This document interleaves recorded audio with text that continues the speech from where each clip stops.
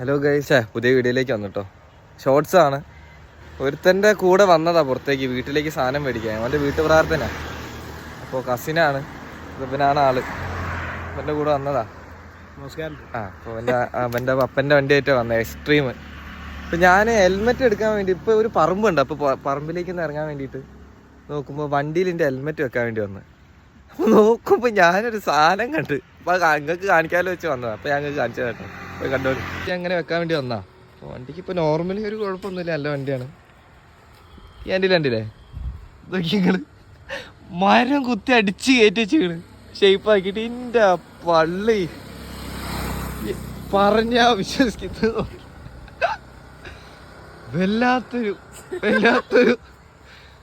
എന്താ ഇപ്പം ഞാൻ പറയാ, എന്താ പറയല്ലേ. എന്നാൽ പിന്നെ അങ്ങനെ ആക്കാം. എന്തായാലും ലൈക്ക് ഷെയർ എല്ലാം ശരി തരാം. ഓക്കെ.